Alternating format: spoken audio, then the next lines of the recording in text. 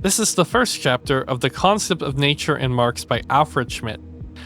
I often have a lot of questions about how Marxist materialism and dialectics and everything fit within metaphysics, ontology, nature, etc. These I feel are blind spots that a lot of people have, and this piece is directly addressing this. To summarize it, Marxist materialism should not be understood as simply the vulgar belief that matter is the ultimate substance or something like that. In actuality, Marx is not an ontological materialist at all, but rather a historical materialist who centers human social activity in practical life. The concrete nature of social practice is the true subject and basis of materialist theory. Something I will say as a side note is that I do kind of like Bordiga's position, which is to basically just say that to reclaim the word dialectical materialism, but just only use it as a synonym for historical materialism. That's Bordiga's position, and I do kind of like that one more than sometimes you'll say the word dialectical materialist, and then people will start like slowing out and saying like that's like Stalinism, and it's like, no, I understand that, you know, well, technically he didn't coin it, but Engels actually says this, but I think the better move would be to reclaim it. Basically, I think it's not. I think that's less sectarian and, you know, ultimately more useful. It's better to be a bit more on the offense. Anyways, the concrete nature of social practice is the true subject and basis of materialist theory. Feuerbach broke decisively with Hegelian idealism by insisting that philosophy must begin not with thought, but with nature, which he refers to as non-philosophy. As long as he makes the principle essentialism, I might mix it up a few times. It's very hard for me to pronounce that. I have a speech impediment, if you can't tell from my other audiobooks. The foundation of philosophy. Marx believed Feuerbach would remain trapped within contemplative materialism. However, in doing this, he moved beyond Feuerbach's focus on sensual human nature to the whole of human practice, which he believes was a constitutive moment of knowledge itself. This transforms what Marx means by materialism. Nature certainly exists independently of human beings, but it is never encountered as a completely unmediated object. Nature is what is not particular to the subject, which means that the creator of the objective world is the socio-historical life process of human beings. This is not a return to idealism, because the mediating subject is itself a natural being. Human beings transform nature through labor, but in doing so, remain moments of nature rather than standing outside of it. So as a result, the idea of mediacy of the immediate does not, in its Marxist version, lead to idealism, since both the subject and object belong to the same natural and historical process. Matter is ultimately not the ontological foundation for Marx, as matter as such is a pure creation of thought, an abstraction with no sensuous existence. As there's no fundamental universal matter or ground of being, materiality is only known through concrete natural processes, which are embedded within historically specific forms of social practice. And that's basically the culmination of this, and, you know, now what are the implications of that? This is why Marxist materialism is ultimately anti-metaphysical and anti-teleological, as it does not seek a first cause or ultimate substance or purpose, only what is determined by men. Questions about the creation of nature itself are abstract philosophical confusions which arise from separating humanity from the very world in which it exists. And so this is why Marx should be distinguished from the later tradition of dialectical materialism, even Engels, as he never actually treats dialectics as a universal law that governs all of nature. Instead, nature only becomes dialectical by producing men as transforming, consciously acting subjects.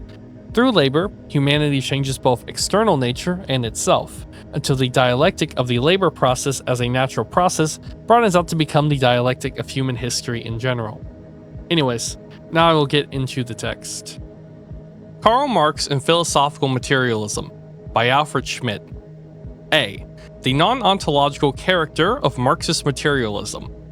The question of Marx's concept of nature necessarily extends outwards to the question of the relationship between the materialist conception of history and philosophical materialism in general. This has been dealt with by past interpreters of Marx only occasionally, and then hardly in a satisfactory manner. There can be no disputing the fact that Engels was a materialist in the general philosophical sense. Ludwig Feuerbach in The End of Classical German Philosophy, and Dühring in The Dialectics of Nature all point clearly in this direction. With Marx, the situation is somewhat different. The kernel of philosophical materialism, contained in his theory of history and society, and implicitly presupposed by it, does not come so plainly into view and is difficult to establish. Most of the existing literature, while it correctly brings out the qualitative distinction between Marxist materialism and a theory oriented primarily toward history and society, and all forms of materialism which had arisen in the history of philosophy, fails to take into account sufficiently those aspects of Marxist thought which link him to the materialist of antiquity. Here, the question of the connection between the materialist conception of history and philosophical materialism is of by no means secondary or purely terminological interest. Marx himself was aware that the term materialist, as applied to his thought, was more than a mere figure of speech intended pour épater la bourgeois and lacking in philosophical implications. He considered that his thought belonged to the history of materialist philosophy in a quite precise sense. Thus, in the 1857 introduction to A Contribution to the Critique of Political Economy, Marx not only made it a necessary part of his program of work to defend the view that the form taken by the state and consciousness depend on the existing relations of production and distribution against objections to the materialist character of this view, but also referred to its relation to naturalistic materialism, although this was something he never explicitly discussed. How far is philosophical materialism presupposed by a theory according to which the manner of the production and reproduction of man's immediate life is the moment which, in the last resort, determines the historical moment of society? In order to settle this question properly, it is necessary to bring to light a number of hitherto ignored aspects of Marx's theoretical development. In The Holy Family, we meet with Marx's judgment on French thinkers of the Enlightenment and the currents of thought within utopian socialism which arose out of the Enlightenment. Materialism is described here without qualification as, quote, the teaching of real humanism and the logical basis of communism. Marx expressed a high estimation of Helvetius because of the latter's tendency to carry over the sensualist epistemology of Locke into a materialist theory of society. Quote, if man draws all his knowledge, sensations, etc. from the world of the senses and the experience gained in it, the empirical world must be arranged so that man experiences and gets used to what is really human, and that he becomes aware of himself as man. If man is shaped by his surroundings must be made human. If man is social by nature, he will develop his true nature only in society, and the power of his nature must be measured not by power of separate individuals, but by the power of society. Alongside such ideas of the Enlightenment, in which socialist theory is directly anticipated, an important part was played in the development of the young Marx by the contemporary criticism of Hegel's system, including that of Schelling. In the critique of Hegel's philosophy of right, Marx described the family and civil society as the, quote, dark natural background from which the light of the state blazes forth. This expression is reminiscent of Schelling when he first came under the influence of Baum. Later on, of course, Feuerbach's terminology predominates. In the Feuerbachian and still inconsistent original formulations of historical materialism in The Holy Family, Marx sometimes referred to society in a similarly abstract and undifferentiated manner as the, quote, natural basis of the state. Entities derived from society still relate to it here in the same way as spirit to nature in Feuerbach. A passage of The Holy Family, directly against the left Hegelians, brings out with particularly clarity the fact that for Marx, a naturalistic materialism constitutes the concealed precondition for a correct theory of society. Quote, or does critical criticism believe that it has begun to grasp historical reality when it continues to exclude from the movement of history the theoretical and practical relations of men and nature to natural science and industry? Or does it think it has in fact already understood any period without having understood, for example, the industry of that period? The immediate mode of production of life itself? Of course, spiritualistic theological critical criticism knows only, at least it imagines it does, the main political, literary, and theological events of history, just as it separates thinking from the senses, the soul from the body, and itself from the world. So it separates history from natural science and industry, and sees history's point of origin not in coarse material production on earth, but in vapors, clouds, and heaven.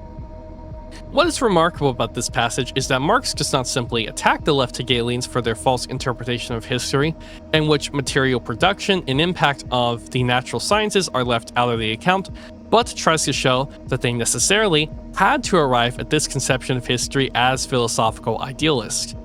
He who separates thought from senses, the soul from the body, is incapable of grasping the connection between the content of culture and the sphere of material production. Marx was helped towards the concept of the basis in his theory of history by the anthropological materialism contributed by Feuerbach. Feuerbach was concerned not with the mechanical movement of atoms, but with the quantitative multiplicity of nature and with man as sensuous and objective being. It was Feuerbach who, through his materialist inversion of Hegelian speculation, went beyond the purely internal criticism of idealism, which was characteristic of the left Hegelians. In the words of Marx, he abandoned drunken speculation and went over to sober philosophy. The Paris manuscripts emphatically indicate Feuerbach's significance. Quote, "Positive humanist and naturalism criticism dates first from Feuerbach. Feuerbach's writings are only works since Hegel's phenomenology and logic to contain a genuine theoretical revolution, and the quieter the impact, the more certain, deep, and extensive and lasting it has been." With this abstract rejection of idealism, Feuerbach laid the foundation of a new, non-idealist starting point for Marx's thought. Indeed, at this stage, Marx temporarily abandoned certain important dialectical motifs to which he later returned. In some passages of the Holy Family, it appears as if Marx agreed with Feuerbach in identifying the dialectic itself with idealism. However, in the German ideology and theses on Feuerbach and the whole of his later work, Marx returned to Hegelian positions, albeit mediated through Feuerbach's critique of Hegel. A comment for me relating this to stuff I've been reading, Zizek makes a similar point to this at the end of chapter 4 of Event, the three events, where he also notes that Althusser's totally wrong. Althusser thinks that Marx starts out as this like humanist, and then he's humanist because he's Hegelian, and then he abandons humanism in Hegel and then becomes a structuralist or whatever. He uses a different term, but it's like, what? Like, no, he becomes, first of all, Hegel and humanism aren't the same thing. And two, no, he becomes Hegelian after. Like, there's, I don't know. But the thing is, Althusser himself said this is, like, updated his view, basically. So even Althusser admits this is wrong. So it's just really just random people on Twitter who found out about him from, like, I don't know, Wikipedia or something, who think this is true. Not even Althusser thought this was true by the end of his life, but I don't know. Anyways, back to this. The traditional interpretations of the relationship between Marx and Feuerbach are mainly restricted to an investigation of how far Feuerbach's atheist critique of religion and spiritualist metaphysics suggested Marx's critique of Hegel, or first made it possible. The naturalistic and anthropological basis of Feuerbach's critical endeavors is less emphasized, even though it had a much greater significance than is commonly assumed for the origins of the materialist dialectic. Erich Thier is one of the few people to have pointed out that Feuerbach's influence on Marx did not rest so much on his atheism, which was already familiar to a man who knew both the thought of the French Enlightenment and the biblical criticism of the left Hegelians, as on his emotional feelings for nature and man. Feuerbach's work of the years 1842 to 43 are more important for the understanding of Marx's concept of nature than the book picked out by Engels and Ludwig Feuerbach, his book on Ludwig Feuerbach, namely The Essence of Christianity. Feuerbach's critique of Hegel starts at the crux of any idealist system, the concept of nature. For Hegel, nature as opposed to the idea was something derivative. Quote, "Nature comes first in time, but the absolute prius is the idea. The absolute prius is the last thing, the true beginning, the alpha and the omega." Hegel's philosophy of nature is, in Hegelian terminology, the science of the idea in its other being. In the nature idea confronts us in an immediate form, not yet putrefied, to become the concept. It is the concept posited in its lack of conceptual content. Nature is not a being possessed in its own self-determination, but the moment of estrangement, which the idea, in its abstract general form, must undergo in order to return to itself as completely as spirit. One of the strangest and most problematic transitions in the whole of Hegelian philosophy, criticized equally by Feuerbach and by Marx, is the transition from the logic, whose conclusion is the pure idea, to the philosophy of nature, that is to say, from the thought to sensuous material beings. Quote, the absolute freedom of the idea is that it decides to release freely from itself as its own mere image the moment of its own specificity and of the first determination or other being, the idea immediate, i.e. nature. How far does the idea, so to speak, lose its dialectical character in the course of its transformation into nature? How, in the view of the fact that, as absolute, the idea is always present to itself, does it come to estrange, to destroy itself in a world of objective material existence? These questions remain shrouded in darkness in Hegel. Moreover, after having been brought forth by the idea, nature gradually supersedes all natural determinations and passes over into spirit as its higher truth. The way in which Hegel presents this transition from nature to spirit recalls the immediate culmination of the dialectic of knowledge and the known in the phenomenology at the stage of absolute knowledge which Marx precisely criticized. This is how Hegel puts it.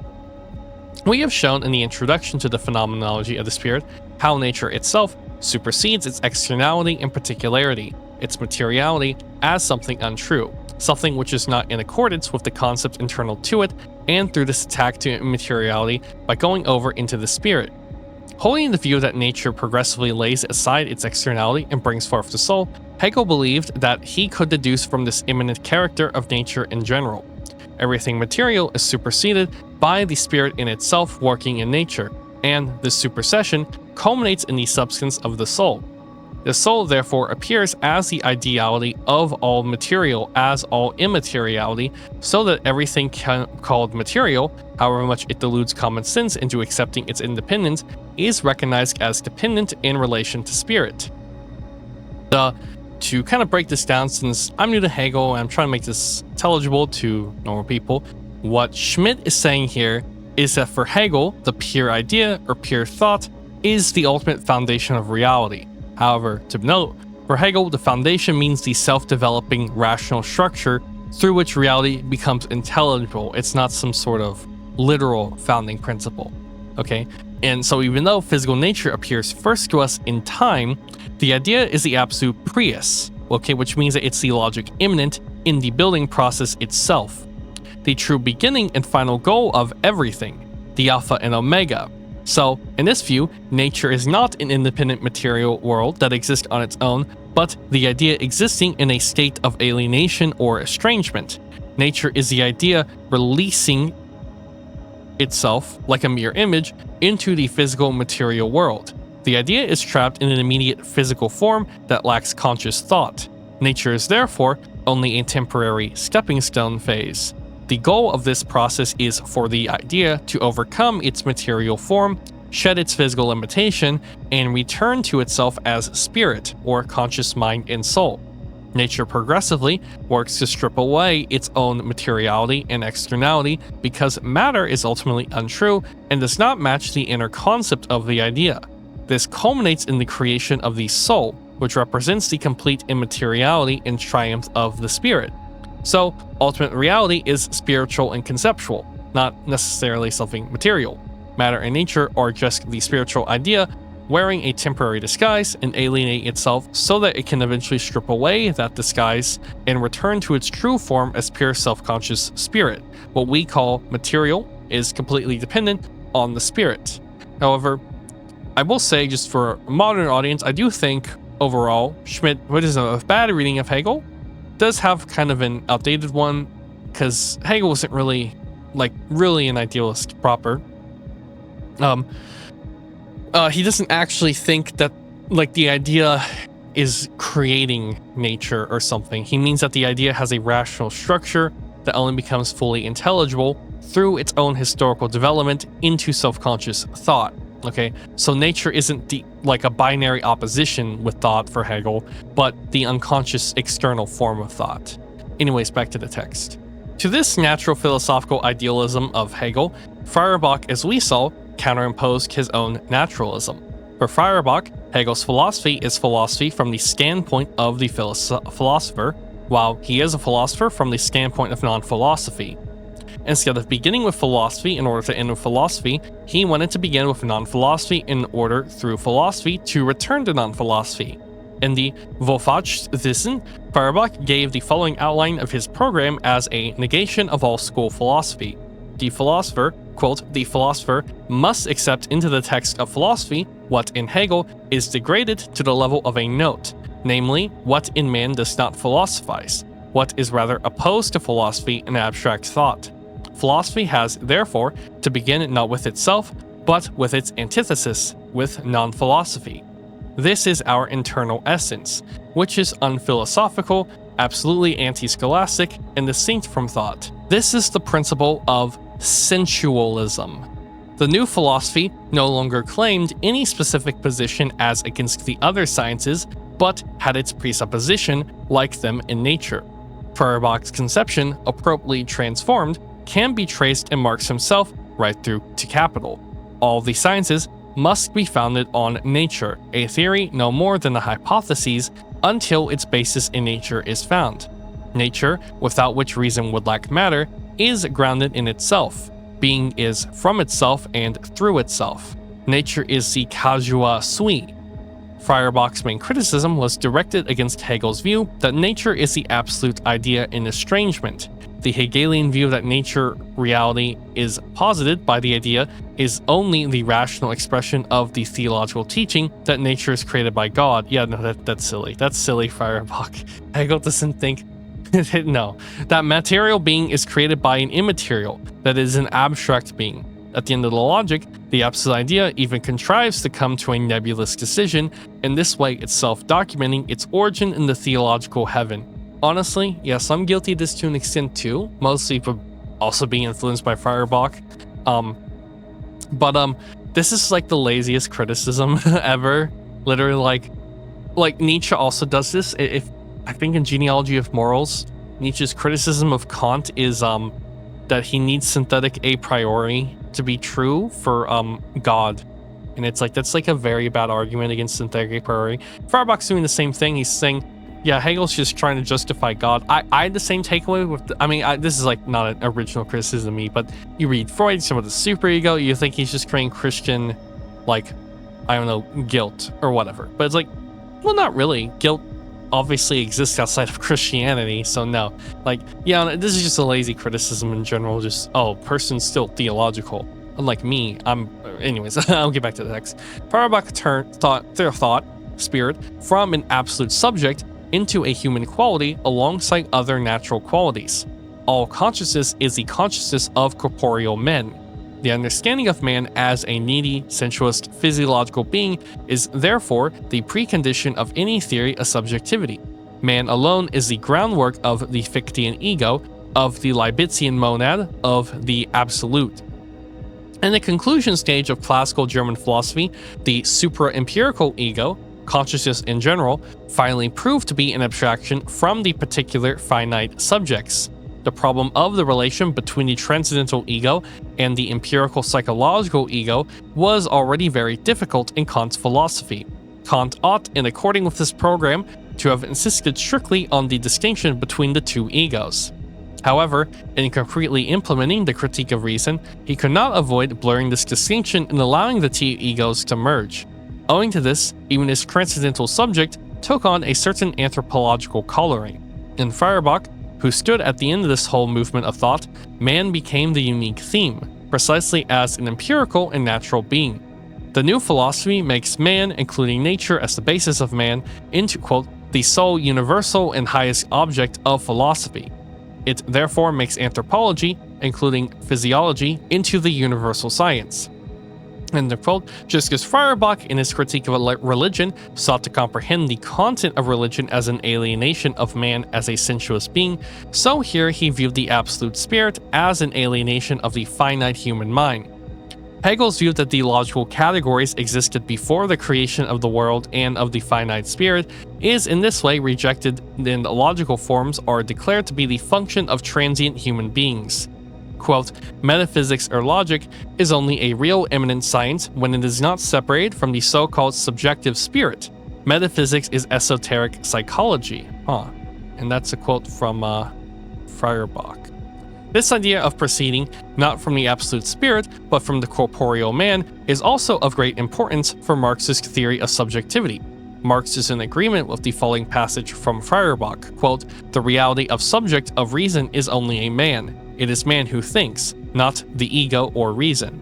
The indissoluble distinction between concept and reality was indeed recognized by Hegel, but at the same time, devalued by being allocated to the subject side as a mere thought determination. This distinction necessarily resulted from Feuerbach's reduction of the absolute spirit to the human mind. It is not possible to gain a grasp of the real through an unbroken chain of deductions. Feuerbach expressed this idea in a very penetrating manner. Quote, "The real cannot be represented in thought in whole numbers, but only in fractions.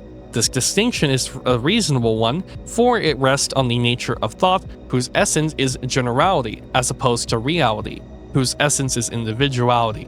What prevents this distinction from becoming a literal contradiction between the thought and the real is the fact that thought does not proceed in a straight line, in identity with itself, but is interrupted by sense perception, only through which determines and rectifies itself by means of sense perception is real. Objectively, though, the thought of objective truth." Marx went beyond Feuerbach in bringing not only sensuous intuition, but also the whole of human practice into the process of knowledge as a constitutive moment.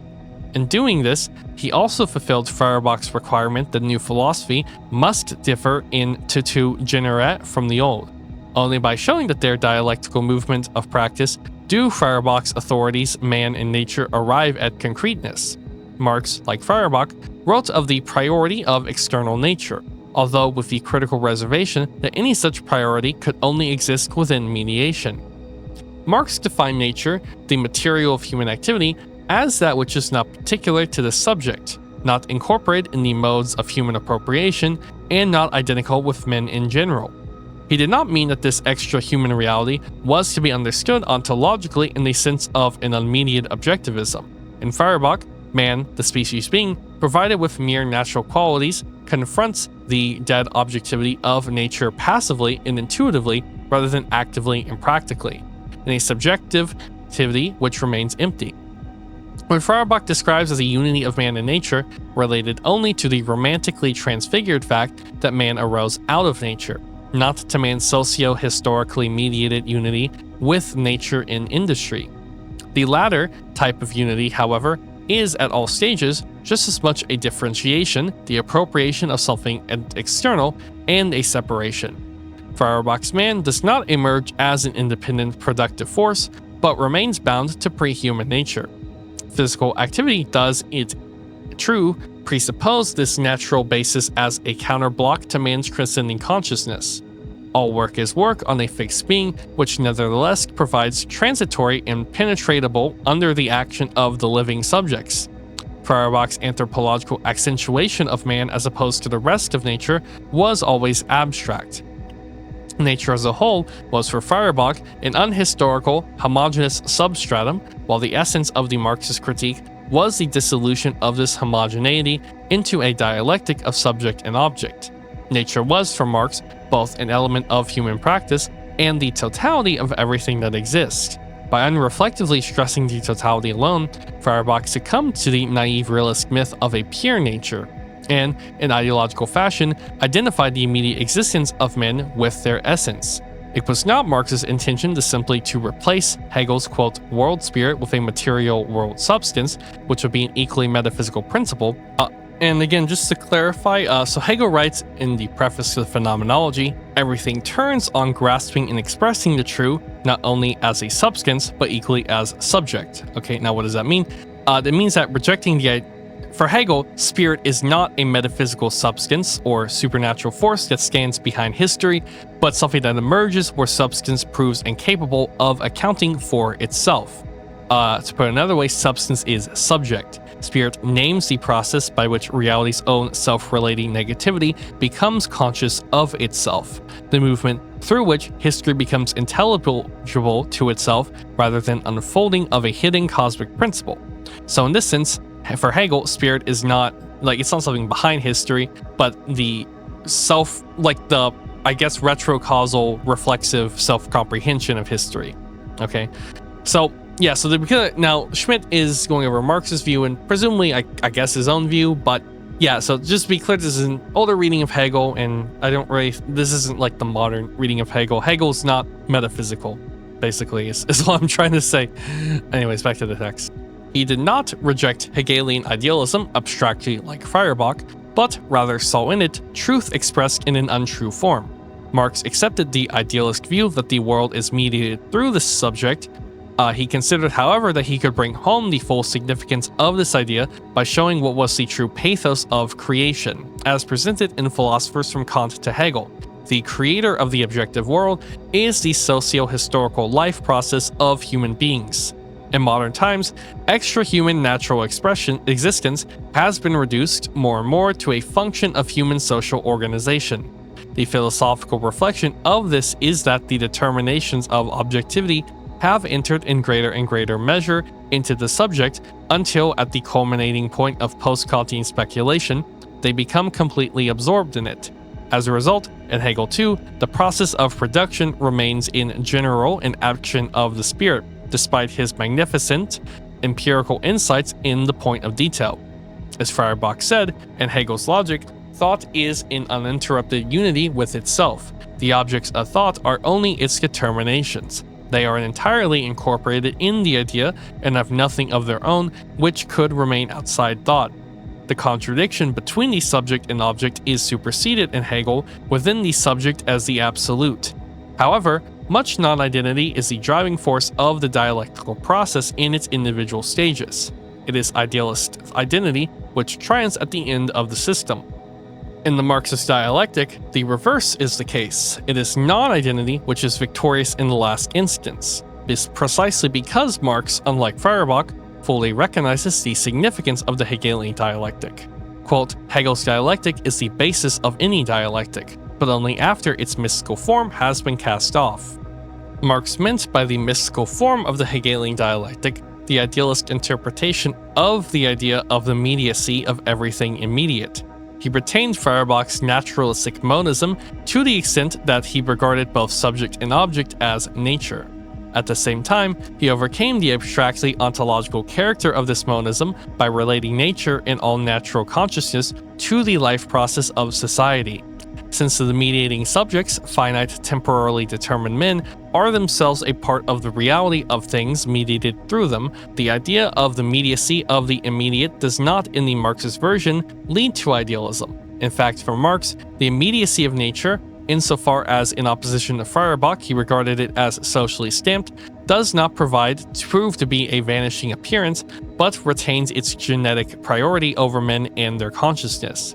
Marx described extra-human reality, which is both independent of men and mediated, or at least capable of being mediated with them, by using the following synonymous term: material, nature, stuff of nature, natural thing, earth, objective moments of labor's existence, objective or material conditions of labor.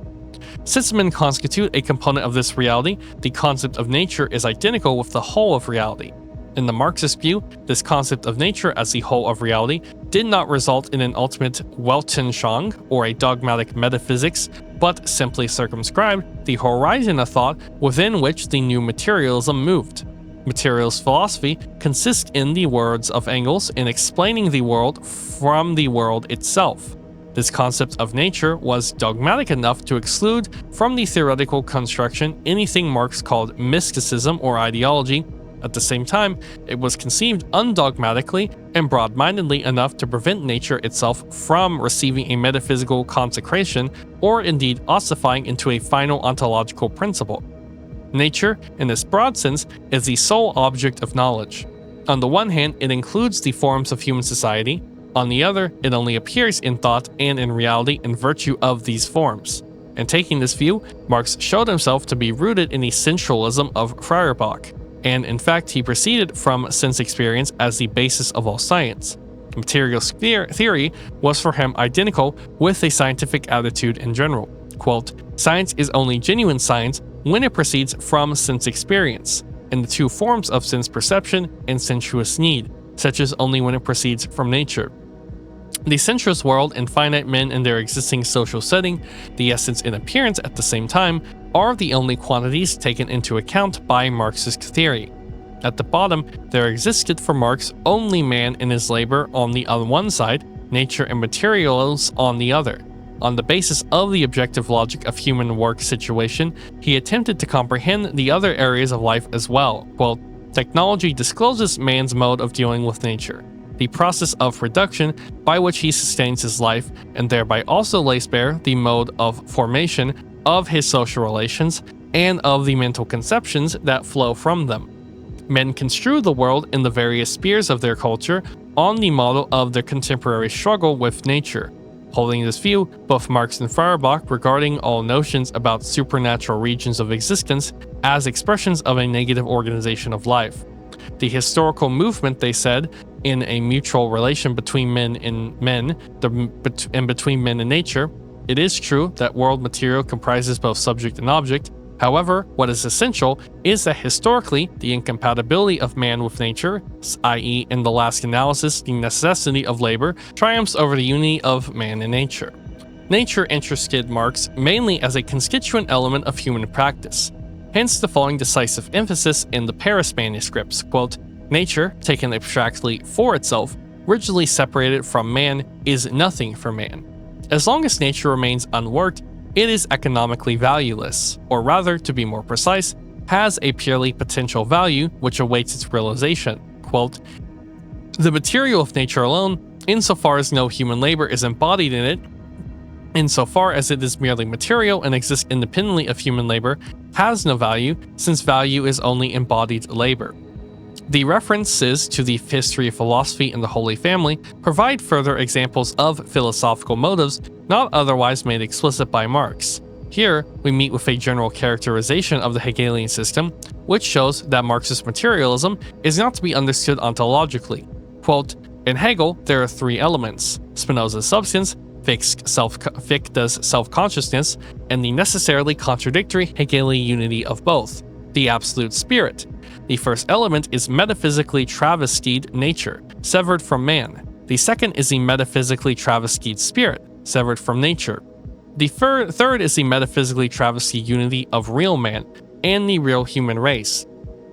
Here, Marx was conducting a battle on three fronts. In attacking Spinoza's concept of substance, he attacked the notion that nature exists in itself without human mediation. In criticizing Fichte's self-consciousness, that is to say the concept of the subject held by German idealism in general, he criticized the attribution of independence to consciousness and its functions in relation to nature. The mediating subject is not simply spirit, but man as a productive force. Finally, in Hegel's absolute, in the unity of substance and subject, he saw a unity of the two moments which had not been concretely and historically established, but metaphysically travestied. Nature cannot be separated from man. Man in the accomplishments of his spirit cannot be separated from nature. Man's capacity for thought is a product of nature and history. Marx, therefore, characterized the process of thought as a process of nature. Quote, since the process of thought itself grows out of the situation itself is a process of nature, truly conceptual thought is in the same position and can only differentiate itself gradually, in accordance with the level of development, including that of the organ of thought. It would be quite wrong to see in materialism a uniform idea in whose history there has been only an imminent intellectual development. If one disregards certain formal characteristics of materialist philosophy in general, it can be shown that materialism is subject to socio-historical change in its method, its specific interest, and finally in its substantial features. Something which is of the highest importance for materialism in one century can appear peripheral in the next. However, like all philosophy, it is always an intellectual aspect of the human life process. Quote, the same spirit that builds philosophical systems in the brain of the philosopher builds railways with the hands of the workman. Philosophy does not scan outside the world any more than man's brain is outside him because it is not in his stomach. But, of course, philosophy is in the world with its brain before it scans out on the earth with its feet, whereas another sphere of human activity has long been rooted in the earth, by its feet and plucks the world's fruits with its hands, before it has any idea that the head too belongs to the world, or that this world is the world of the head. Matter in its physical or physiological determinants is the central preoccupation of materialism of the bourgeois enlightenment of the 17th and 18th century. Hence, in a form of materialism, the essential content of which consists in the critique of political economy, matter must appear as a social category in the broadest sense. The metaphysical and scientific phrases, e.g., those of mechanics, on which there are very few exceptions, all pre-Marxist materialism was based on, do not rest on original formulations, but are entirely derivative. In his excursus into the history of philosophy and the Holy Family, Marx showed how much physical materialism was bound up with the historically limited problems of the social emancipation of the bourgeoisie, both in the direction of its interest and in its dogmatic utterances about reality. Side note, the Holy Family is actually the only Marx Engels thing I haven't read. It's really just because it's just very boring. There's no proper audiobook for it, and it's okay. Here's the real reason. I'm not German. I'm an English speaker. The book is like 30% sarcasm, right? Like, I don't know. Maybe I'll read excerpts from it because it does get cited at least a bit here, but it's like a third of the whole book is sarcasm. So it's like very unclear what exactly his positions are unless you are working back from them. I don't know. I just thought it was annoying. So that's the only one I haven't read. I should clarify. Anyways, back to the text. As a result, he placed the traditional objects of materialist thought in the background insofar as he conceived them in their social function in Genesis. The obvious philosophical theses of any materialism also have their place in Marx. Not of course as isolated assertions, but essentially as superseded in the dialectical theory of society, through which alone they can be fully comprehended.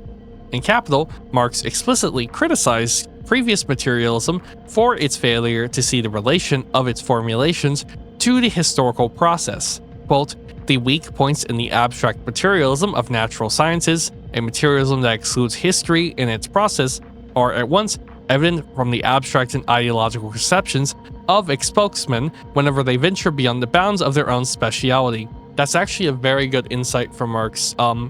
There's an article on you applying Hegel's science of logic to natural sciences. I need to record that soon, maybe tomorrow or something. Anyways, back to this. Marx's polemic against Feuerbach in the German ideology is an absolutely classic demonstration of the point that the natural sciences, a main source of materialist assertions, provide no immediate consciousness of natural reality at all, because man's relation to reality is not primarily theoretical, but practical and modificatory. In their field of vision, their methodology, even in the content of what they regard as matter, the natural sciences are socially determined. The above-mentioned polemic against Feuerbach, which must be understood in the context of the theses on Feuerbach, written at the same time, bears the marks of Marx's own passage about the contemplative to the new, i.e., the dialectical materialism. Marx showed that Feuerbach's statement about nature do not constitute conclusive findings, but are just as highly mediated as nature itself. Quote, Feuerbach refers particularly to the view of natural sciences. He mentions secrets only revealed to the eye of the physicist or chemist. But where would natural sciences be without industry and trade? Even the objects of the simplest sensuous certainty are only given him through social development, industry, and commercial intercourse. Even this pure natural science is provided with a name, as with its material, only through trade and industry. Though the sensuous activity of men, so much is this activity, this unceasing labor in creation, this production, the basis of the whole sensuous world as it is now exists, that, were it interrupted only for a year, Feuerbach would not only find an enormous change in this natural world, but would very soon find that the whole world of men in his own perspective faculty, nay his own existence, were missing. Although for Marx the sensuous world was not a thing given directly from all eternity remaining ever the same, but the product of industry and of the state of society, this socially mediated world remained at the same time a natural world, historically anterior to all human societies. Thus, even after the importance of the social moment as has been recognized, the priority of external nature remains unassailed.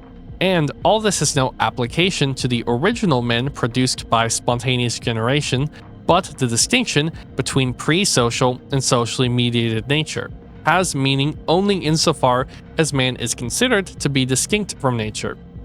From that matter, nature, the nature that precedes the human history, is not by any means the nature in which Feuerbach lives. It is the nature which today no longer exists anywhere, except perhaps on a few Australian coral islands of recent origin, and which therefore does not exist for Feuerbach. The fact that Marx here asserted the priority of external nature, and thus of its laws, over the factor of social mediation, is of great epistemological importance and will later be discussed exhaustively. It is not just because the working subjects mediate the material of nature through themselves that it is impossible to speak as matter of supreme principle of being. Men are not concerned in their production with matter as such, but always with the concrete, quantitatively and qualitatively determined forms of existence. Its general form, i.e., its independence of consciousness, exists only in particular shapes.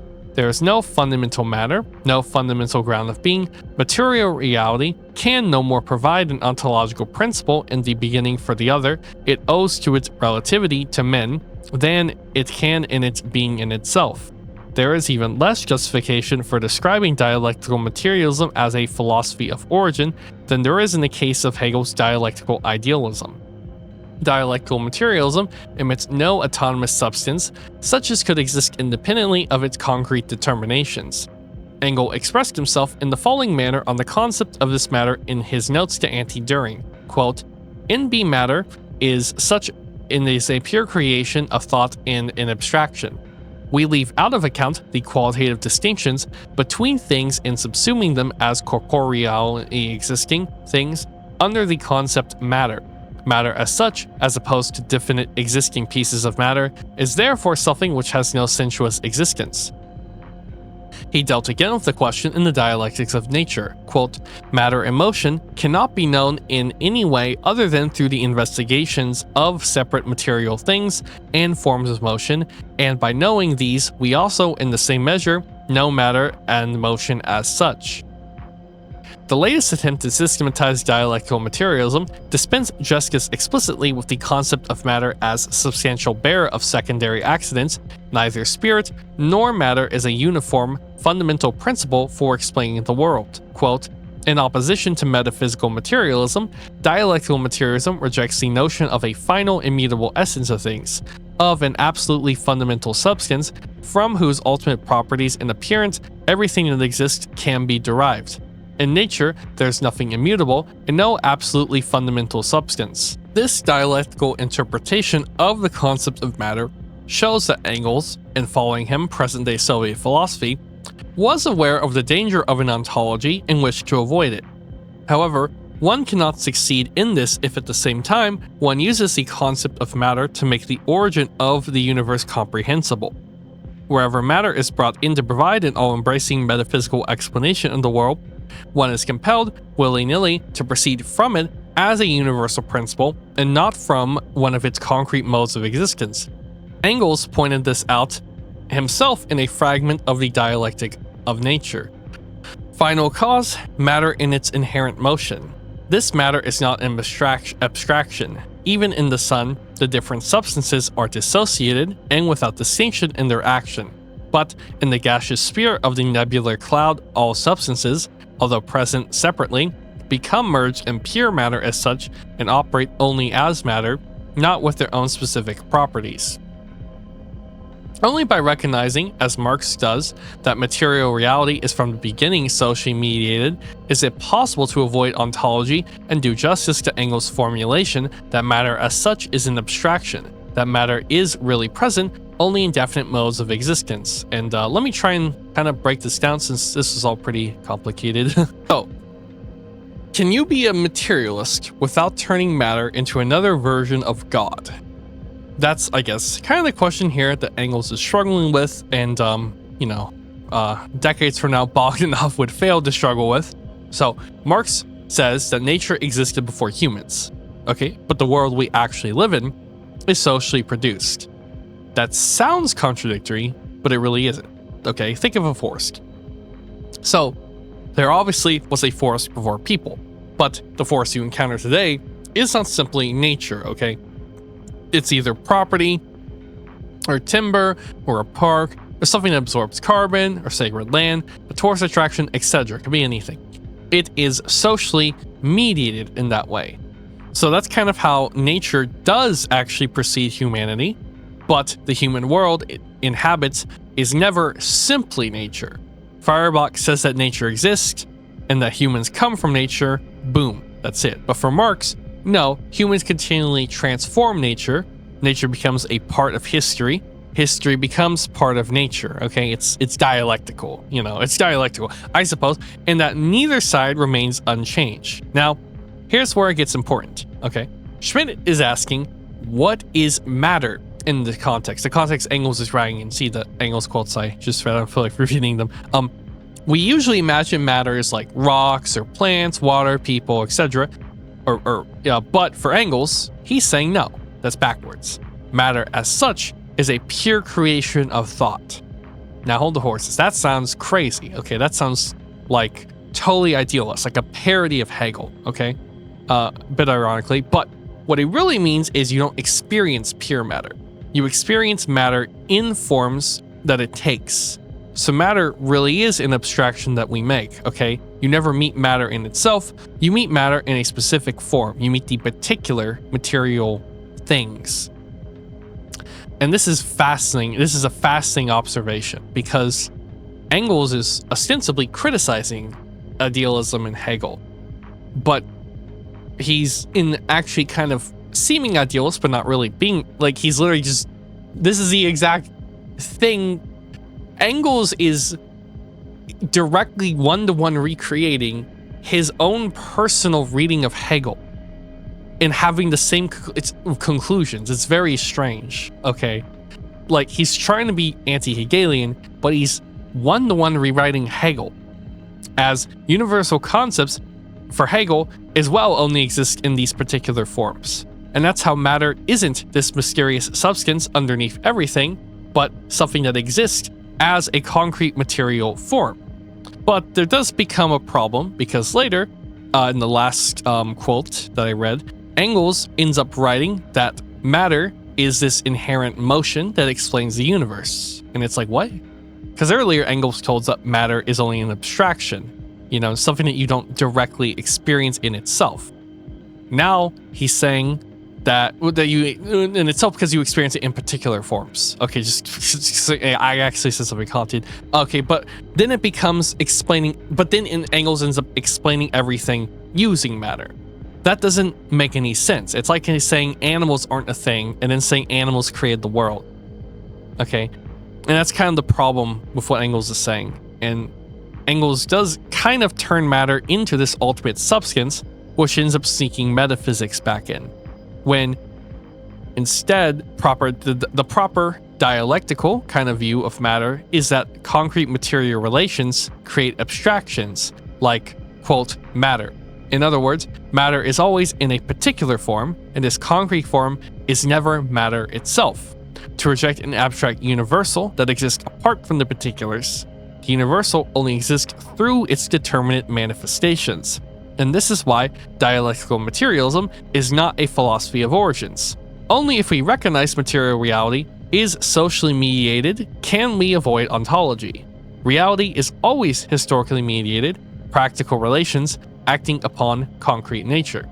There is no final explanatory substance, only historically changing relations. So this is really interesting because now we have Schmidt basically correcting Engels and also rewriting Hegel, who he also thinks he's being critical of. And that's kind of the very fascinating irony with all this. Anyways, back to the text. The traditional philosophical problem of the meaning of history and of the world is very important for the understanding of the connection between Marxist materialism and philosophical materialism in general. The materialist dialectic is non-teleological. However, peculiar that assertion may at first sound, History is here neither a chaotic collection of facts, as in Schopenhauer, nor is it a collection together from a whole with a uniform spiritual meaning, as in Hegel. Marx cannot give history a pantheistic independence. His thinking comes closest to adopting an air of justificatory idealism when, like Hegel, he pointed out the unavoidable necessity of domination in the terror of prehistory. It is true that the social formations, which replace each other according to a law, bring something like an all-embracing structure into human history. But this is not to be understood in the sense of an immanent teleology. Marx did not regard the world as a whole as subject to any uniform idea which might give it meaning. There is only present in his work what Hegel calls the finite teleological standpoint, the finite goals of finite spatially and temporally limited men confronting limited areas of the natural and social world. Death, as the anti-utopian fact par excellence, demonstrates the powerlessness of all meaning-giving metaphysics in any theodicy. All goals and purposes arising in reality can be traced to men acting in accordance with their changing situations. There is no meaning in isolation from these situations, only where, as in the case of the Hegelian spirit, the subject is given an infinite universal extension, can its purpose be simultaneously those of the world itself. For Hegel, the finite teleological standpoint was something restricted to be superseded in the theory of absolute spirit. Marx, on the contrary, knew of no other purpose in the world than those determined by men. And the world could therefore, he said, contain no more meaning than men themselves have succeeded in realizing by the organization of the conditions of their life. Even when a better society has been brought about, this will not justify mankind's tortuous path towards it. Quote, that history is brought forth a better society out of one less good, that it can bring forth a still better one in its course, is a fact. But it is another fact that history's route lies across the sorrow and misery of individuals. There is a series of explanatory connections between these two facts, but no justificatory meaning. Because Marx did not proceed from the conception of a total meaning prior to man, history became for him a succession of constantly recurring individual processes, only to be grasped by a philosophy of fragments of the world which consciously abandons the appeal to unbroken deductions from a principle. He who grasps previous history has by no means made sense of the world in general. A formulation like the following from Hegel's Die Vernunft in der Geschichte would be completely unthinkable for Marx. Quote, we must seek out in history a general purpose, the final goal of a world, not a particular purpose of the subjective spirit or the mind. We must comprehend it through reason, which cannot make any particular finite purpose its interest, but only the absolute. Ernst Bloch's far too metaphysical interpretation of Marx is characterized, among other things, by the thesis, which appears again and again in his writing, that Marxist philosophy also contains the notion of a final goal of the world. Bloch has written in an entirely Hegelian manner the well-founded and real problem of a meaning of history bound up with a meaning of the world, which dialectical materialism has the task of solving. The consequence for his concept of a utopia of Bloch's assumption that there is a meaning to the world in Marx will be discussed later in the section dealing with Marx's utopian vision of the relation between man and nature. Here, however, in connection with the problem of the meaning of the world, we must draw attention to another consideration. Marx defended his implicational atheism not just on the basis of the discoveries of modern natural science or on the basis of a critique of ideology. For Marx, like Sartre, the non-existence of a sense-giving God is the only guarantee of the possibility of the freedom of man. The essence of man is not something fixed. Man's essence has still not appeared in its entirety. On the contrary, in history up to this point, which is designated as prehistory by the fact that men are not in control of their own powers in relation to nature, the essence of man has been brutally subsumed under the material conditions for the maintenance of his existence. The human species only attains a real reconciliation of its essence with its existence insofar as it comprehends itself at first theoretically as the cause of itself. The Paris manuscripts in particular elaborate this point. A being does not regard himself as independent unless he stands on his own feet. and he first stands on his own feet when he owes his existence to himself. A man who lives by the grace of another considers himself a dependent being, but I live completely by the grace of another when I owe to him not only the continuation of my life, but also its creation, when he is its source. My life has become necessary, such a cause outside itself is not my own creation. Marx rejected the ontologically posed question about the creation of the first men and of nature as a product of abstraction. Quote, ask yourself how you arrive at that question. Ask yourself whether your question does not arise from a point of view to which I cannot reply because it is an absurd one. If you ask a question about the creation of nature and man, you abstract from nature and man. You suppose them non-existent, and you want me to demonstrate that they exist? I reply, give up your abstraction, and at the same time, you abandon your question. Or else, you want to maintain your abstraction, be consistent, and if you think of man and nature as non-existent, think of yourself too as non-existent, for you are also man in nature. Do not think, do not ask me any questions, for as soon as you think and ask questions, your abstraction from the existence of nature and man becomes meaningless. This peculiarly emphatic passage is typical of Marx's attitude to all prima philosophia, and once again makes plain his main concern. Questions directed to the pre-human and pre-social existence of nature should not be posed abstractly. In each case, they presuppose a definite stage of the theoretical and practical appropriation of nature. All putatively primeval substrata are always already involved with what is supposed to emerge from their activity, and are, for precisely that reason, by no means absolutely primeval. The question of the act of creation of man and nature is therefore less a metaphysical than a historico-social question. Quote, in that, for a socialist man, the whole of what is called world history is nothing but the creation of man by human labor, and the emergence of nature for man. He therefore has the evident and irrefutable proof of his self-creation, of his own process of origination. Once the essentiality of man and of nature, man as a natural being and nature as a human reality, has become evident in praxis and sensuously, the quest for an alien being, a being above nature and man, a quest which is an avowal of an essentially of nature and man, becomes impossible in practice. Marxist atheism, which is basically post-atheist, is against any devaluation of man and nature. For idealism, the supreme being is God. For the materialism, which is identical with humanism, it is man. The concept of God is the most abstract expression of domination, always combined with a dogmatic assertion that the world has a total, uniform spiritual meaning. If God exists, revolutionary man no longer comes into the picture as the maker, not admittedly of a world meaning, but of a meaningful social whole in which each individual is uplifted and honored. It is no accident that Prometheus was the most distinguished saint in Marx's philosophical calendar. Human self-consciousness, he wrote in his dissertation, must be recognized as the supreme divinity. The theory proceeds historically from the mediating connection of man and nature and social phenomena. Atheism is no longer a purely ideological position. Atheism, as a denial of this inessentiality of nature and man, is no longer meaningful, for atheism is a negation of God and asserts by this negation the existence of man.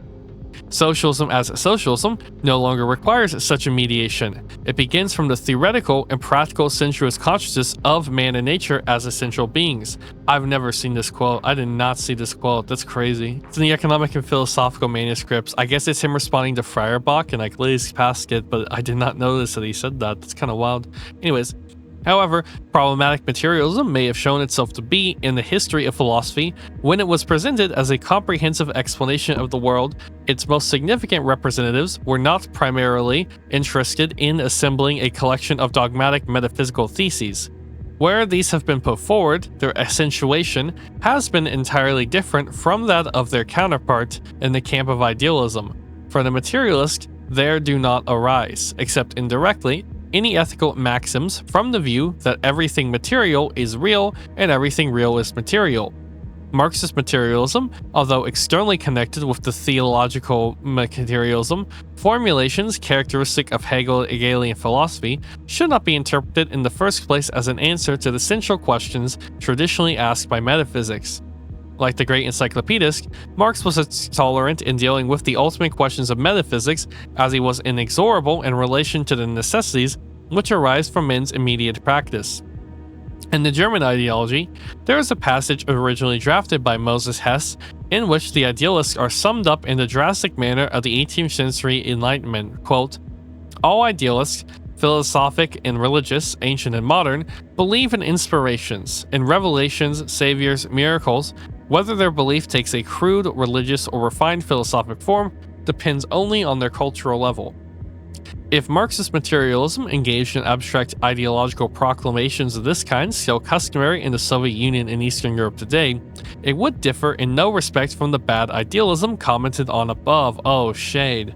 Not the abstract nature of matter, but the concrete nature of social practice is the true subject and basis of materialist theory.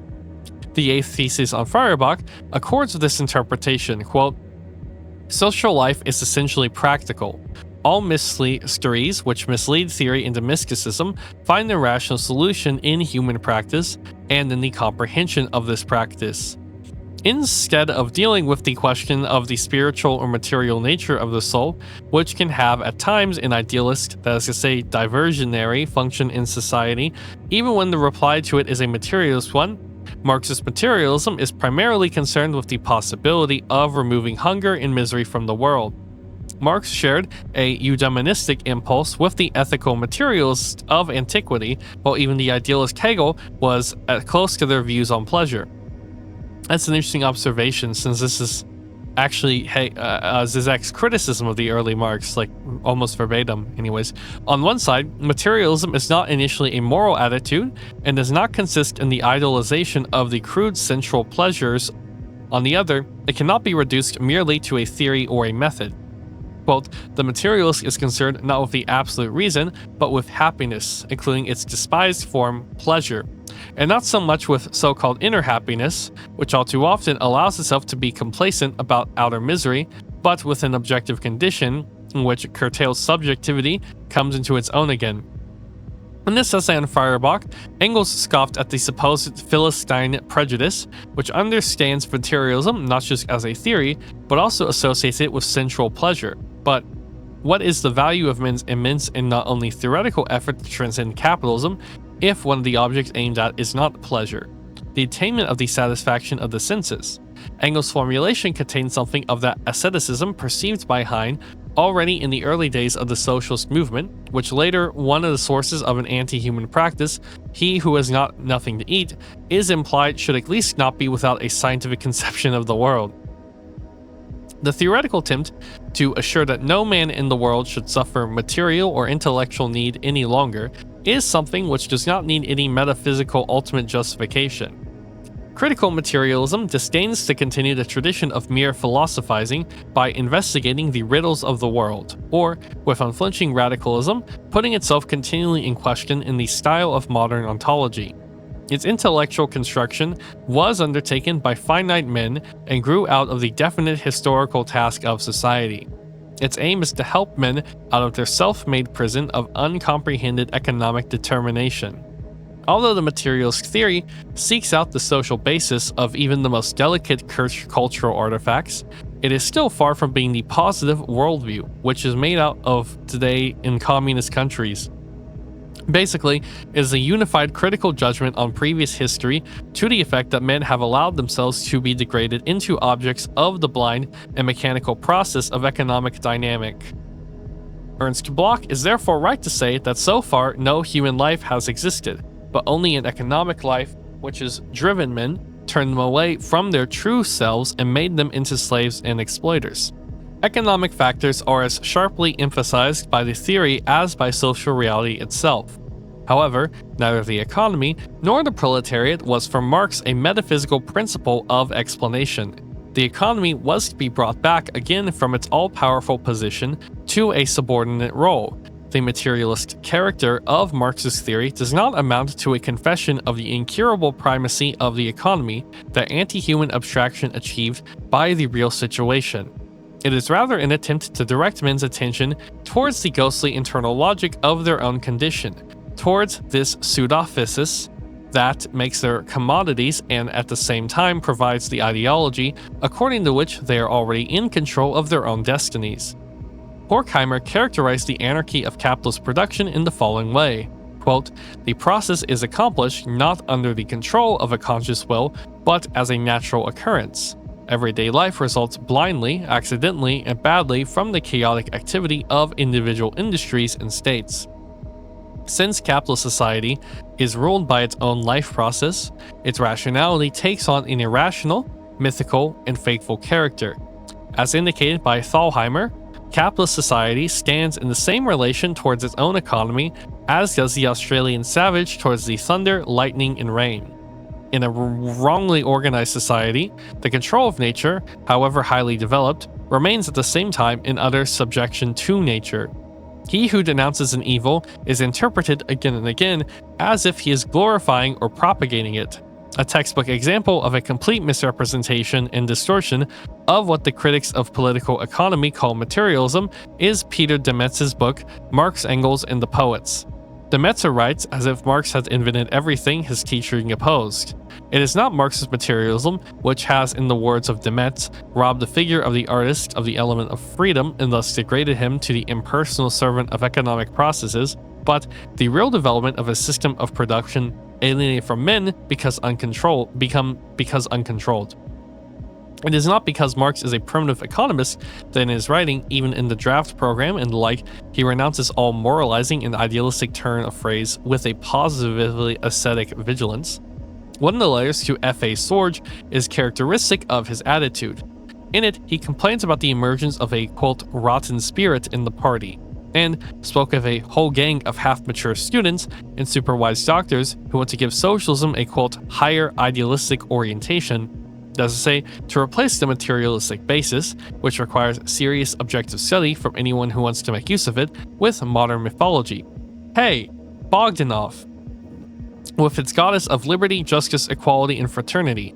It is precisely in refusing to allow the importance of the material problems to be belittled that Marx is truer to the human kernel concealed beneath the shell of idealistic phrases than those who pretend that history's still outstanding task have already been accomplished. Not all that is spiritual is ideology for Marx, only its unfulfilled claim to be social reality. Hegel described the first nature, a world of things existing outside men, as a blind conceptless occurrence.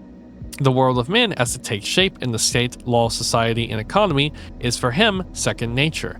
Manifested reason, objective spirit, Marxist analysis opposes to this view that Hegel's second nature should rather be described in terms he applied to the first, namely as the area of conceptlessness where blind necessity and blind chance coincide. The second nature is still the first. Mankind has not stepped beyond natural history. This fact explains the closeness of the method of Marxist sociology to that of natural science.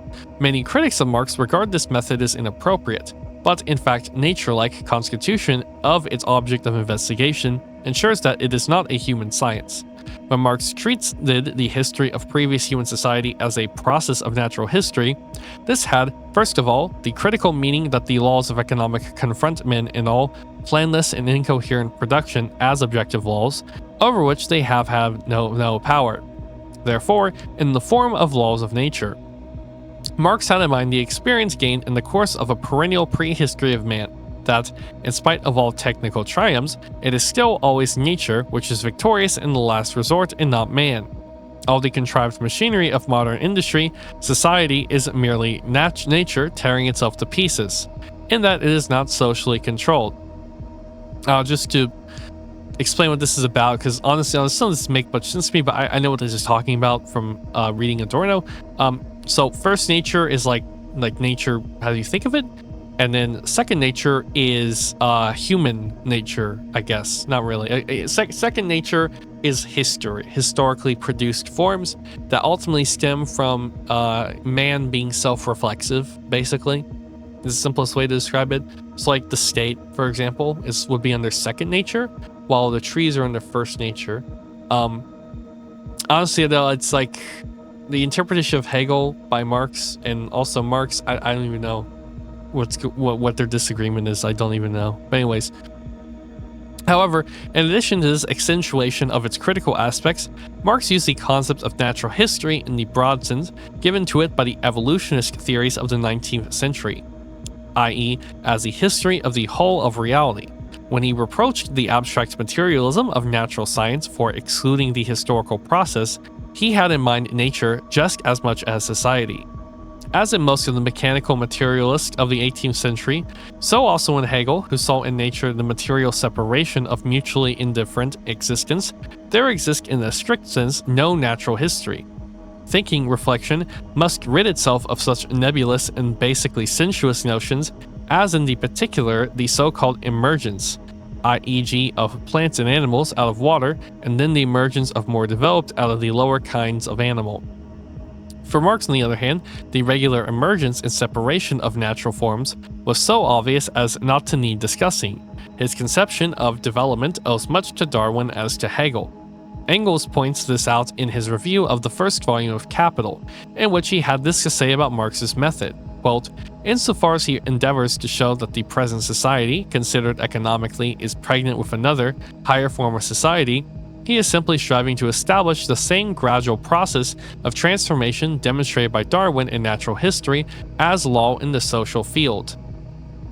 If only Soviet Union ever read that. If only Lysenko read that. Anyways, Marx's approach in which the development of the economic formation of society was conceived as a process of natural history meant that he viewed the historical process in its strict necessity without engaging in a prioristic constructions or using psychological principles of explanation. He understood individual behavior as a function of the objective process. In history, so far individuals have appeared not as free subjects, but as personifications of economic categories. In his pamphlet, What the Friends of the People Are and How They Fight Against Social Democracy, which is important for understanding historical materialism, Lenin discussed in particular the natural historical character of the Marxist method of investigating and its relation to Darwinian evolutionism. Quote, just as Darwin put an end to the view that animal and plant species are unconnected, that they arose fortuitously, quote, created by God and are immutable, just as he was first to place biology on a fully scientific foundation by establishing the mutability and succession of species, so Marx put an end to the view that society is a mechanical aggregate of individuals, in which the desired changes can be brought about at will of the authorities, or, if you like, of society and the government, and which emerges and changes casually, and was therefore the first to place sociology on a scientific foundation by laying down the concept of the economic formation of society as the totality of existing productive relations, and by establishing that the development of such formulations is a process of natural history. Marx replaced all abstract reasoning about society and progress in general with the concrete analysis of one society, namely bourgeois capitalist society. Marxist materialism does not contain a total explanation any more than Darwin's theory does. It is rather the attempt to grasp the historical process in accordance with the facts without resorting to metaphysical dogmas. Quote, and just as transformism is by no means claims to explain the whole theory of the origin of species, but only to have placed the methods of the explanation on a scientific basis, so materialism in history has never claimed to explain everything, but merely, in Marx's words, to indicate only the scientific method of explaining history. This is really good. Anyways, Marx himself, while recognizing the specificity of social laws, was aware of the relation of his theory to Darwin. Quote, Darwin has interested us in the history of nature's technology, i.e. in the formation of the organs of plants and animals, which organs serve as instruments of production for sustaining their life. Does not the history of the productive organs of man, of organs that are the material basis of all social organization, deserve equal attention? And why would not such a history be easier to compile, since, as Vico says, human history differs from the natural history in this, and we have made the former but not the latter? Engels distinguished natural from human history in a very similar manner in the Dialectics of Nature. Quote, the whole of nature is now also merged in history, and history is only differentiated from nature as the evolutionary process of self-conscious organisms. That's in the chapter on how labor created human society. I might have the title wrong, but something like that. Anyways, nature and human history together constitute for Marx a differentiated unity. Thus, human history is not merged in pure natural history. Natural history is not merged in human history. It is true, on the one hand, that the history of society is a real part of natural history, and the facts characteristic of pre-human history continue to exist in human history. Marx was thus able to describe the instruments of production by whose construction and application men are essentially distinguished from animals as extended bodily organs. Men, like animals, must accommodate themselves to their surroundings. Horkheimer and Adorno remarked on this as follows in The Dialectic of Enlightenment, quote, "The cerebral organ, human intelligence, is robust enough to constitute a regular epoch in world history. The human species, including its machines, chemicals, and power of organization, and why should one not include these in the way that one includes the teeth in the bear, since they serve the same function and simply function better, in this epoch to the nearer degree of adaptation. On the one hand, one should not neglect the specific difference between the course of history in nature and in society. This difference makes impermissible the simple translation of natural laws to social relations. As in the many varieties of social Darwinism, in a letter to Kugelmann, Marx sharply criticized the attempts by F.A. Lang to ride roughshod over the richness of human history in the abstract manner of natural science. Quote, Herr Lang has made a great discovery. The whole of history can be brought under a single great natural law. The natural law is the phrase, and this application, Darwin's expression, becomes nothing but a phrase, struggle for life. And the content of this phrase is the Malthusian law of population, or rather overpopulation. So instead of analyzing the struggle for life, as represented historically in various definite forms of society, all that has to be done is to translate every concrete struggle into the phrase struggles for life, and this phrase itself into the Malthusian population fantasy. It is only possible to speak of natural history when one presupposes human history made by conscious subjects. Natural history is human history's extension backwards and is comprehended by men as no longer accessible nature with the same socially imprinted categories as they are compelled to apply to as yet unappropriated areas of nature. It was Darwin's work which made plain what an extraordinary mass of presuppositions underlie all statements about nature and its history. Marx was well aware of this, although his mode of reflection on society was natural historical. This emerges clearly from a letter to Engels in which he wrote, quote, "It is remarkable how Darwin recognizes among beasts and planets his English society with its division of labor, competition, opening up of new markets, inventions, and the Malthusian struggle for existence. It is Hobbes' bellum omnium contra omnis, and one is reminded of Hegel's phenomenology, where civil society is described as a spiritual animal kingdom, while in Darwin, the animal kingdom figures as civil society." That's an interesting observation by Marx. In accord with this, Engels shows in a letter to P.L. Lavrov that certain theories, borrowed from bourgeois relations and their reflections in the realm of ideas, were applied to the development of organic nature and then put forward by the social Darwinists as supposedly pure natural laws of society. Quote, "The whole Darwinist teaching of the struggle for existence is simply a transference from one society to living nature of Hobbes' doctrine of bellum omnium contra omnes and of the bourgeois economic doctrine of competition, together with Malthus's theory of population. When this conjurer's trick has been performed, the same theories are transferred back again from organic nature into history, and it is now claimed that their validity as external laws of nature of human society has been proved." Within the Marxist school of thought, the social Darwinist method of approaching history played a great part in Karl Kautsky's work, Die Materialische Geschichte, by making the unity of human with pre-human history into an absolute fact about reality. Kautsky reached the conclusion that the history of humanity merely constituted a special case of the history of living beings with peculiar laws, which are however related to the general law of living nature. These, quote, peculiar laws of society themselves are forgotten in Kautsky's subsequent discussion.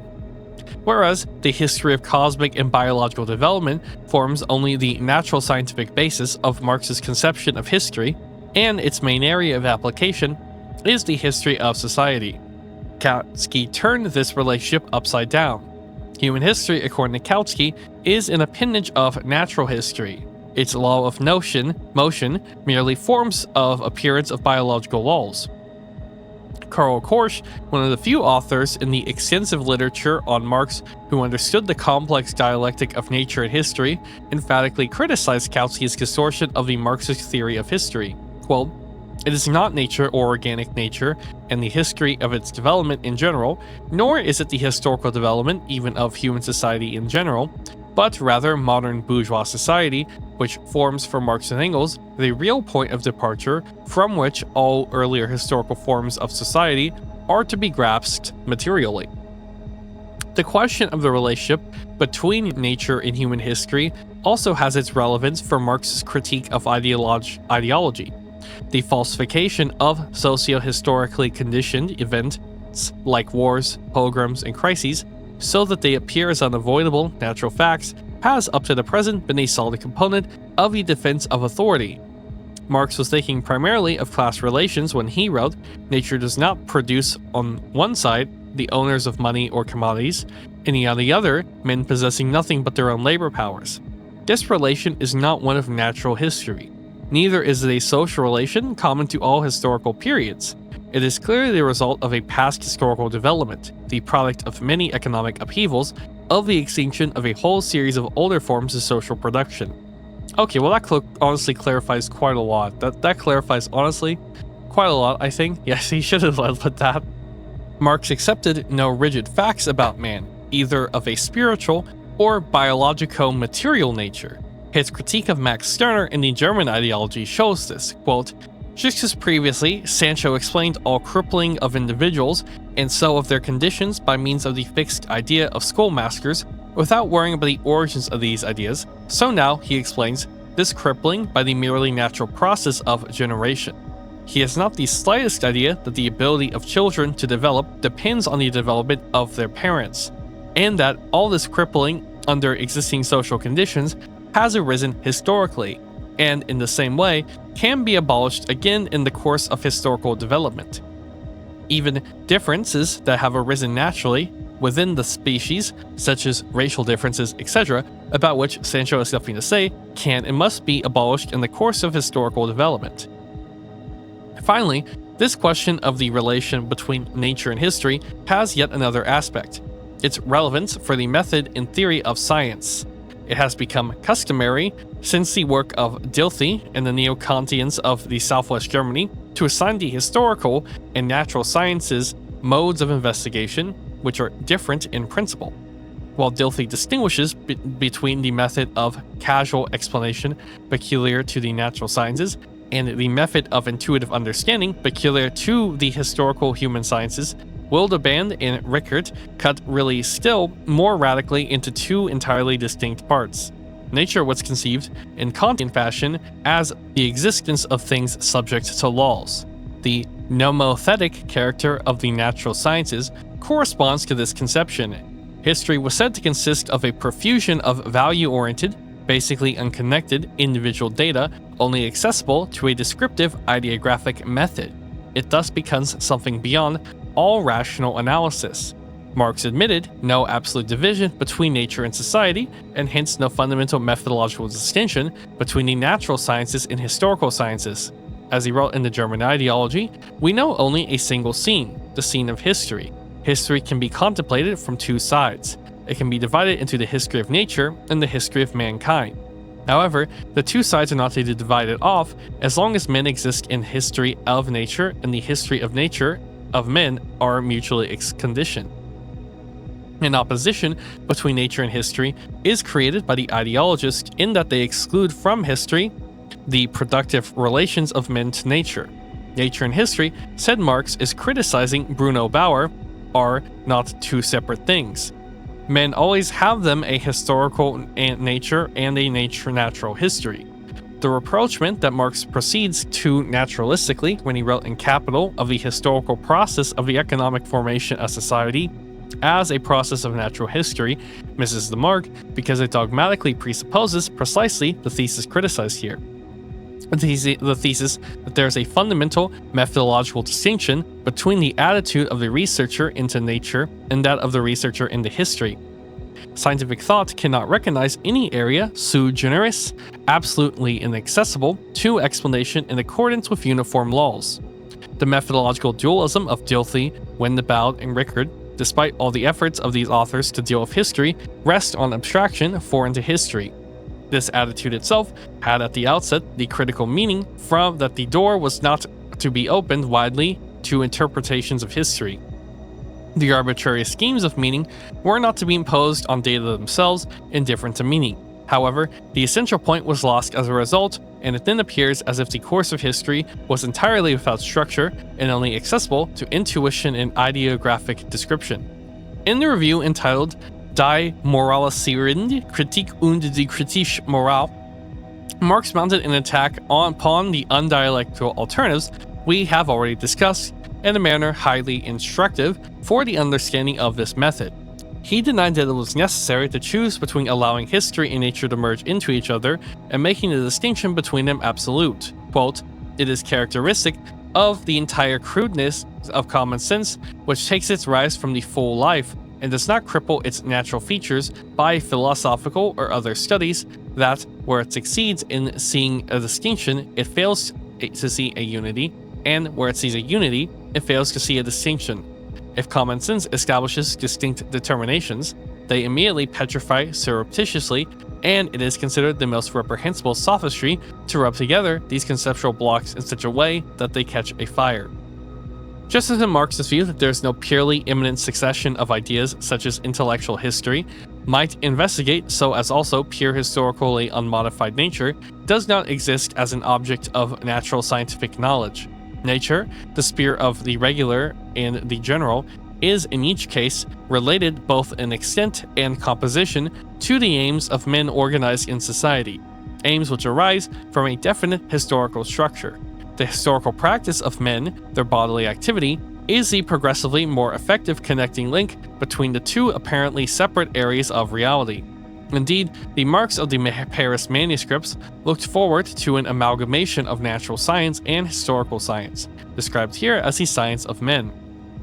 As a result of the reconciliation of nature and history, through practice under communism, quote, "Natural science will one day incorporate the science of man. Just as the science of man will incorporate natural science, there will be a single science. Single because, within its diversity, the social reality of nature and the simultaneous developing natural reality of man will become more and more appropriate to each other through industry. The natural science of man will be identical with human nature natural science." B. Towards a critique of Engels' dialectic of nature. In making the attempt to present Marx's concept of nature, one cannot avoid discussing Engels' formulation of a dialectical materialist theory of nature. As a strict historical materialist, Engels took the view that phenomenal nature, as also all scientific and philosophical knowledge of nature, was always related to the changing forms of social practice. Like Marx, he repeatedly tried to show that natural science in the materials it worked on, the method it uses, and the way it poses question, is at once the expression and instrument of progress of the forces of production. In what follows, we shall show where Engels passed beyond Marx's conception of the relation between nature and his social history. He relapsed into a dogmatic metaphysics. This occurred despite his refusal to admit that by introducing dialectics into the natural sciences, he was inventing a philosophy of nature. Instead of immediately dismissing Engels' opinion as "alamine," as sheer nonsense, like some of his critics, we must first situate the whole problem in the history of ideas, since this will allow us to see how Engels arrived at this solution. However, a mere reference to the party tactical or political need for a word conception on the part of the working class movement, or of the kind made by Fetcher, is completely insufficient, since it will be an underestimation of the specificity of Engels' philosophical development. The collapse of classical philosophy had two consequences. On one hand, all understanding of the problematic of idealism, and hence the dialectic, was lost.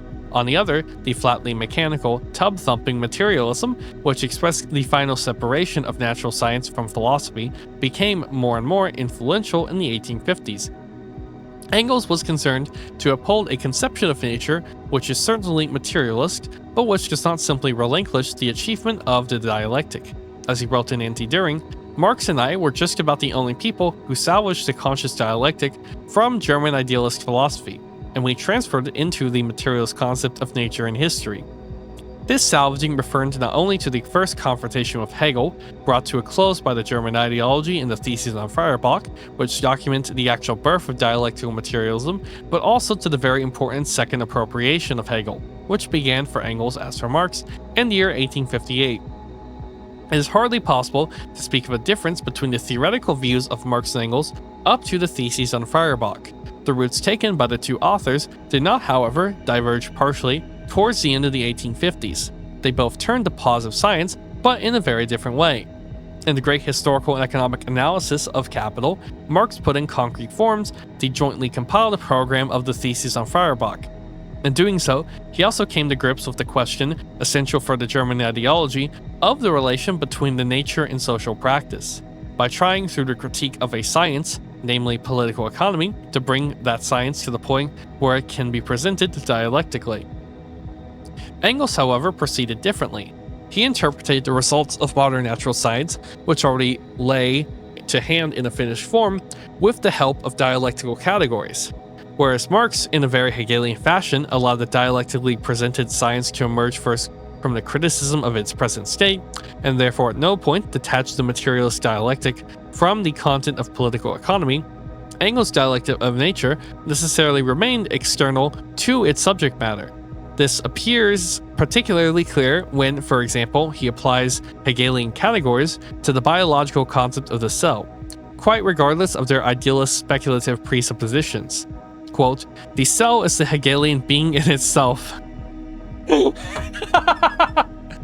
What was he cooking? What the hell was he cooking? Anyway, and its development undergoes precisely the Hegelian process, until finally there develops out of this idea, in each case, the completed organism. What the hell was Engels cooking with that? Anyways, are we here essentially concerned to establish the distinction between the Marxist concept of nature and that of Engels? We shall confine ourselves to saying the basic metaphysics of these theses of the late Engels in order to extract from them the outlines of a critique. It should be first stated that Engels' views of nature is not, as Fescher claims, a more subtle version of the vulgar materialist and monist conception than generally current, but rather is an attempt to extend the materialism of the French Enlightenment in its systematic form with the help of the dialectic. In the essay Ludwig Feuerbach in the End of Classical German Philosophy, Engels wrote of his undertaking, clearly alluding to Holbach as a system of nature, sufficient for our time. Alongside this, the romantic philosophy of nature, with its qualitative dynamic character, also played a not unimportant part. The metaphysical view of nature, compulsory in Soviet math materialism almost to the present day, consists of the following theses developed in Anti-Düring. 1. The unity of the world consists in its materiality. 2. The basic forms of all these beings are space and time, and the being outside time is just as nonsensical as a being outside space. 3. Motion is the mode of existing of matter. Never and nowhere has there existed or can there exist matter without motion. The statement that all rest, all equilibrium is only relative, only has meaning in relation to this or that definite form of motion. What distinguishes this materialism from all mechanical materialism, from Democritus to Holbach, is its non-reductive character. Engels recognized differences of form within the material unity of the world. Matter's higher forms of existence and motion emerge, admittedly, from its lower forms, but they cannot be reduced completely to the latter. There is no final and fundamental form of material motion. Mechanical, chemical, biological, and psychic forms of motion are qualitatively distinct from each other. And yet, they are modes of appearance of one material essence of the world. Engels endeavored to make this make sense of the progress from the lower to the higher with the aid of the dialectic, which he defined in the following way. Quote, "The dialectic is the science of the general laws of motion and development of nature, human society, and thought." Yeah, I don't think the dialectic is the laws of physics, dude. I'm sorry. Anyways, as appears from the Dialectic of Nature, the most mature philosophical work of his late period, Engels believed that he could abstract three fundamental dialectical laws from the three above-mentioned areas. These laws have entered the Soviet Marxist theory. 1. The law of the transformation of quantity into quality and vice versa. 2. The law of the interpenetration of opposites. 3. The law of the negation of the negation. Do him justice, it should be remarked that Engels, unlike his present-day followers in the East, was by no means intent on recommending the dialectic to natural scientists as a direct method of research. What he basically had in mind was an encyclopedic reworking of the material of modern natural science. Quote, empirical research in the science had heaped up such an immense mass of positive knowledge that the necessity of ordering it systematically and according to its internal logic in each individual area of investigation has become absolutely imperative. Engels returned to reflections of his early period with the intention of unifying the history and the system of nature and natural science. He saw the first model of such a unity in the work of the French encyclopedist. This appears from a passage in an article he wrote in 1844 on the 18th century. Quote, the idea of the encyclopedia was characteristic of the 18th century. It rested on the awareness that all these sciences were interconnected, yet no one was capable of making the transitions, and hence the sciences could only be placed side by side. While Diderot and D'Alembert, following Francis Bacon, had still divided up the sciences according to the appropriate faculty of perception, the 19th century saw the victory of the trend towards ordering them according to their content. This is the case in the scientific hierarchies of Saint-Simon and Comte, by which Engels was certainly influenced, but it was Hegel he followed in particular, the man, quote, whose comprehensive treatment and rational grouping of the natural science is a greater achievement than all the materialistic nonsense, such as Buchner, Vogt, etc., put together. Engels showed this when he attempted to classify the natural sciences on the basis of matter's different forms of motion, starting with mathematics, continuing with mechanics, physics and chemistry, and ending with biology. Quote, just as one form of motion develops out of another, so too must their reflections, the different sciences necessarily proceed from one to the other. To return to the abstract metaphysical theses and dialectical laws mentioned earlier, there are at best a possible way of presenting the interpreting results of scientific research. However, they have absolutely no connection with the method of natural science itself, which is oriented towards formal logic and is undialectical in the sense that it does not reflect the historical mediation of its object. Marx expressly discussed the question of the relation between a science's mode of research and its mode of presentation in Capital. Quote, of course, the method of presentation must differ in form from that of inquiry. The latter has to appropriate the material in detail, to analyze its different forms of development, to trace out their interconnection. Only if this work is done can the actual movement be adequately described. If this is done successfully, if the life of the subject matter is ideally reflected as in the mirror, then it may appear as if we had us a mere a priori construction. In the case of a man-made object like social history, methods of inquiry and presentation are, despite all their formal differences, internally related to each other, where the interpretation of nature separated from all human practice must ultimately remain of indifferences to that nature. The early Engels took issue with the materialism of the 18th century for merely presenting nature to men as an absolute, as a replacement for the Christian God. His own later philosophy